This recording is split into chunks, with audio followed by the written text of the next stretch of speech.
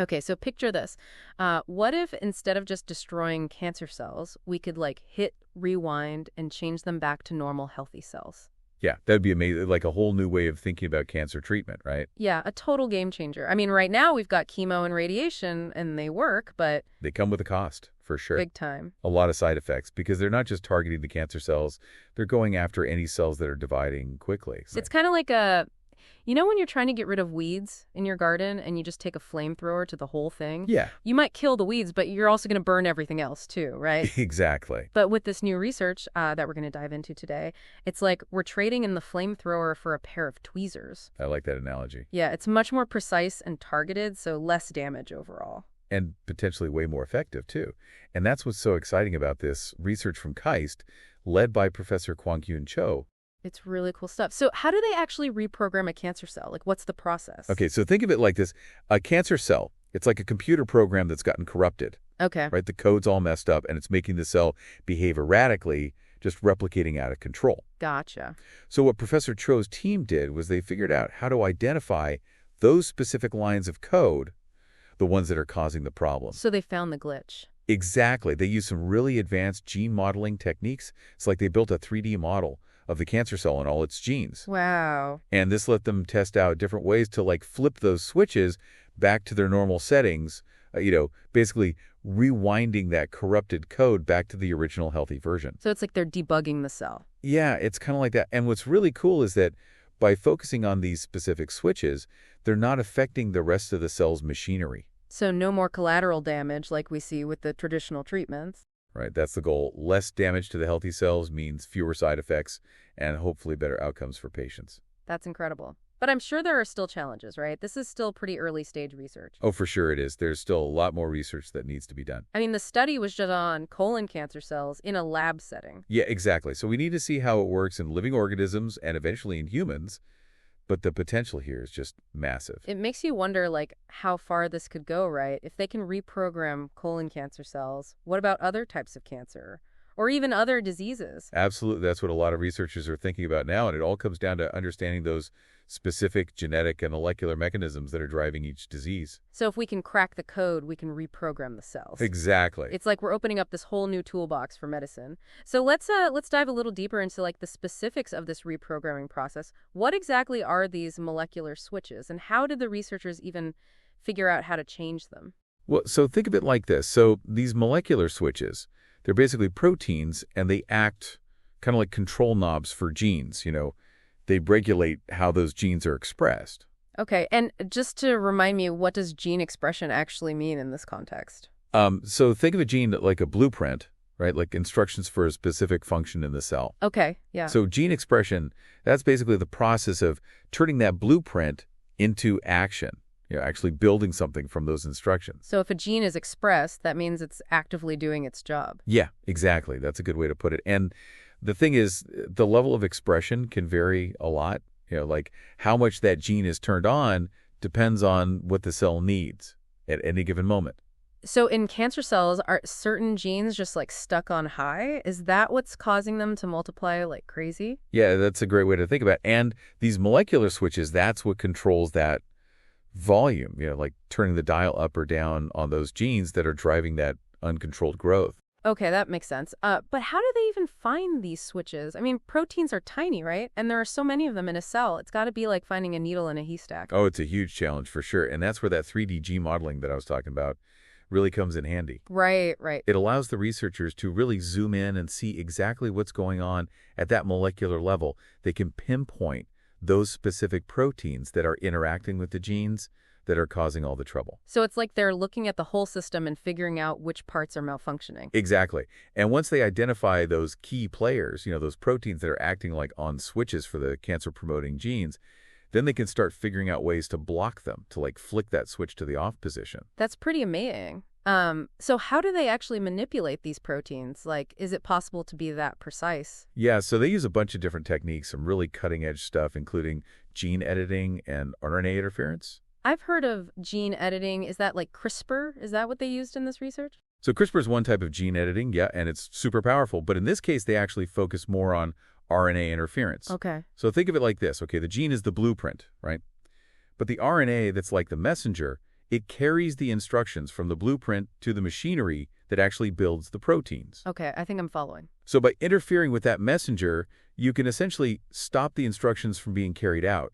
It's a way to silence a gene without actually changing the DNA itself. Oh, wow, that's fascinating. It seems like scientists have developed this whole toolkit for manipulating these tiny little cellular processes. It's amazing what we can do now.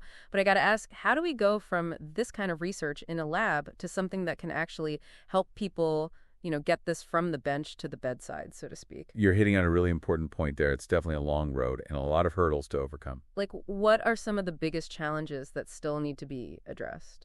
Well, first and foremost, safety, right? We have to be absolutely sure that this technique is safe and effective in living organisms. I mean, we've got promising results from cell cultures in a dish, but the human body, that's a whole other ballgame. Yeah, it's a lot more complex for sure. And then there's the whole issue of delivery.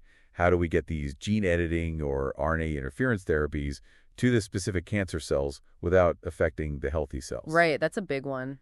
And we have to think about long-term effects, too. What happens down the road. And, of course, any treatment that we develop needs to be accessible to everyone who needs it. Yeah, affordability is a huge factor, for sure. It's definitely a long road ahead, but it seems like we're on the right track. I mean, it's pretty incredible that we can even imagine reprogramming cells at this level now. It really is. It's a testament to how far we've come in understanding how disease works at that fundamental level. And this is just the beginning. This research opens up so many doors for the future of medicine. Speaking of the bigger picture, where does this research fit into, the evolution of cancer treatment? How has our approach to cancer changed over time? It's a great question. I think this really represents a major shift away from that traditional search and destroy approach to cancer treatment. We've relied on surgery, radiation, and chemo for so long, but now we're moving towards a more targeted, personalized approach. Yeah, we've definitely come a long way from just blasting the body with these powerful treatments and hoping for the best. Right. For a long time, cancer was thought of as this single disease, but now we know that's not true at all. There are hundreds of different types of cancer, each with its own unique genetic fingerprint. So like a one-size-fits-all approach just doesn't cut it anymore? Exactly. And that's why this reprogramming research is so exciting. It's all about personalized medicine, tailoring the treatment to the individual patient and their specific type of cancer. So instead of using a sledgehammer, we're using a scalpel. We're going in with precision and targeting the root of that problem. It's a really elegant approach, and it makes me super optimistic about the future of cancer treatment. It's definitely an exciting time to be in the field of oncology.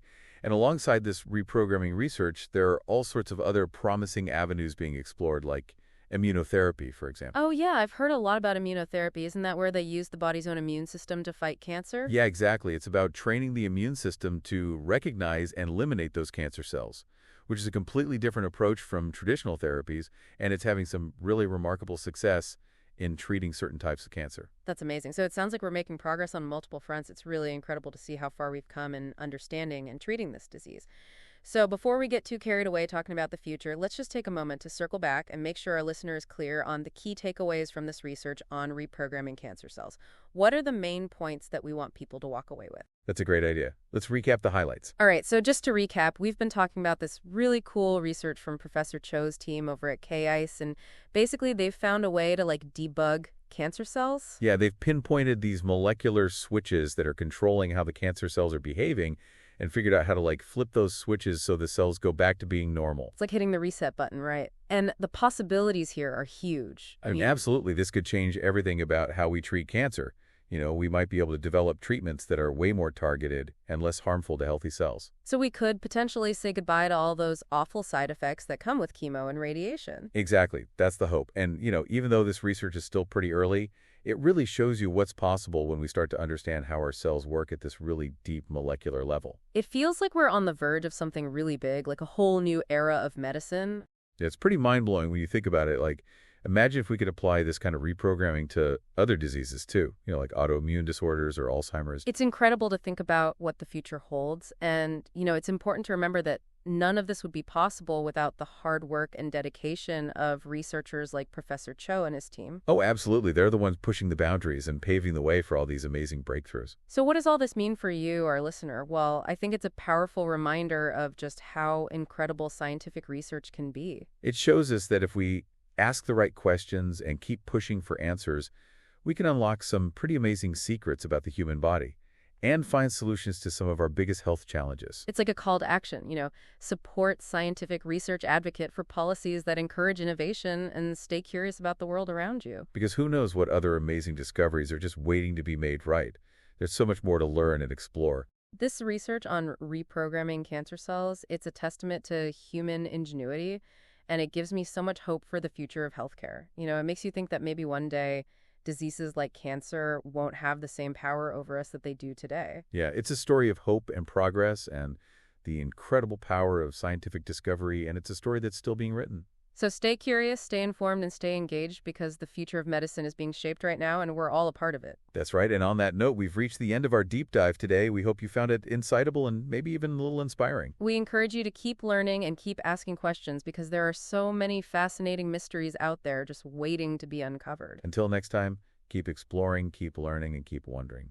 And as always, thanks for joining us on the deep dive.